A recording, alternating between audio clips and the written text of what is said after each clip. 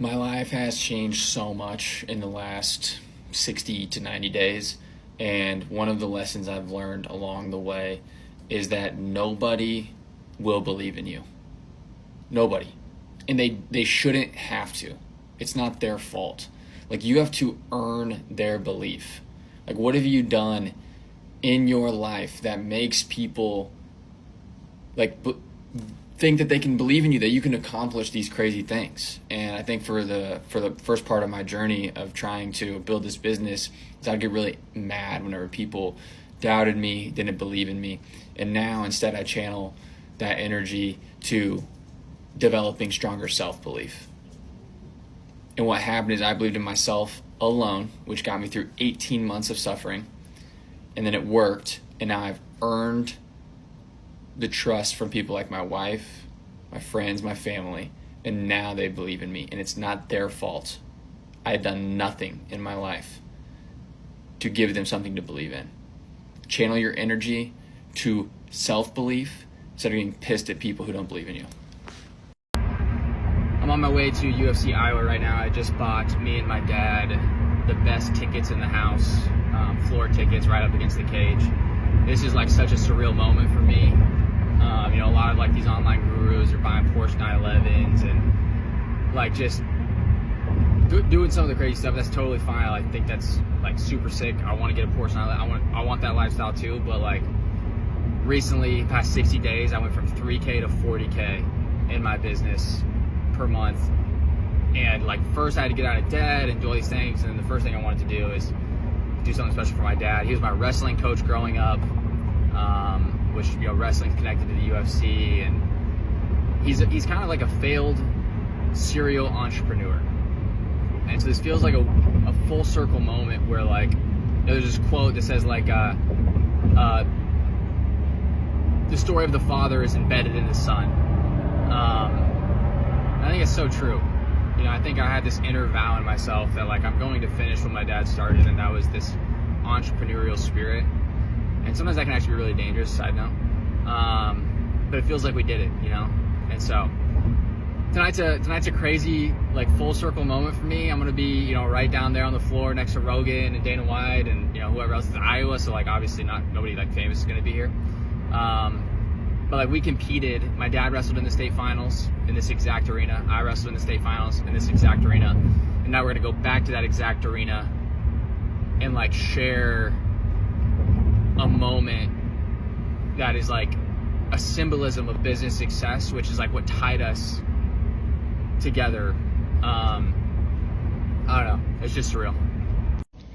My income in the last like 60 days has went from $3,000 a month to $40,000 a month. And I do not say that to flex because I'm still an average like piece of shit, but I say it to prove what I'm about to say. I do marketing consulting for 9-figure companies that do $200 million. And what I want to share is competition is not like real, like almost at all. Like at the top, there's usually one A player, one person on a team of 10 people that is holding everything together, the actual killer. And then the rest is people who are like pretty like bad at what they do. And you can like very easily over time transcend these layers. And so what I'm trying to say is there's this picture, this diagram that Sean Purry, one of my favorite entrepreneurs, talks about, and it's a list of like 100 people. And it's like competition is not real because the first 80 don't ever start. Okay, the next 10 quit too early, so you only have 10 left, right? And then out of those 10, 5 of them go to something else because they thought it's going to be better, shiny object syndrome. And then you have 5 people left. 3 of them, let's say 2 of them get unlucky, and now you have 3 people left. That's your competition. That is your competition, right? Like, it just blows my mind. If you think about all of your Facebook friends right now, 2,000 of them, there's maybe 10 that are actually truly competition. Not even, actually. Probably 0. But competition's not real.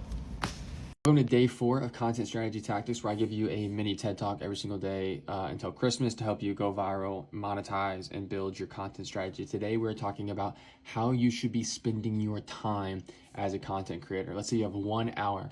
How should you be allocating your time in percentages? Let's start with scripting and storytelling.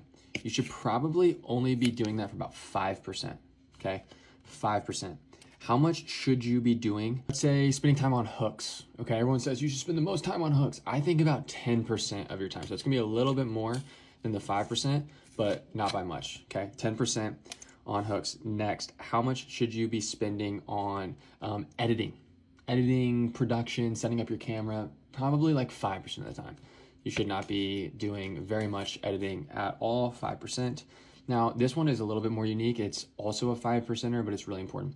You should spend 5% of your time getting better at copywriting. Copywriting is the skill of persuasive language. You should find your favorite headlines, your favorite hooks, your favorite videos, and literally handwrite word for word the exact words that were in some of that best copy. Sounds woo-woo, but trust me, it will change your life. That'll be another 5%. I don't really know what we're at. I think we're at about 35% total. Okay, next, let's move on. We're gonna spend about 20% of our time on growth tactics. Growth tactics. What does this mean? This includes trial reels. This includes comment farming, setting up mini chat automations, all of that stuff. 20%. It's going to be a little bit more. Decent little chunk right here. Okay, 20% into that. What are we at now? Is that 50%? 5, 5, 5, 10.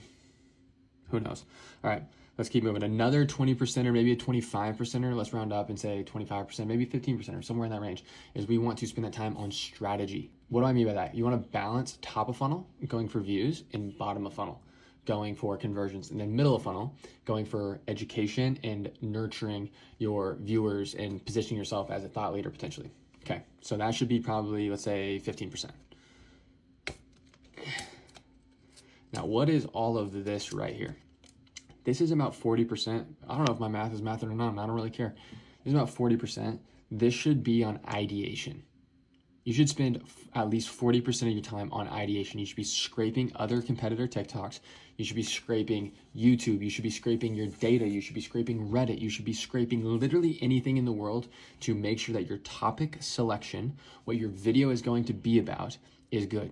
This video got me 200,000 views and about 500 followers, but this video got me 70,000 views, less than half, but double as many followers. Why? I'm gonna break down the importance of view to follower ratio. What makes one video go viral and not get the follows, and one video maybe not go as viral, but get lots of follows. I'm gonna break it down into a couple concepts, but number one, the most important piece of this, I'm gonna add addition to it, it is uniqueness. It is how unique you are. If they've heard it before, then it doesn't matter. I'm gonna break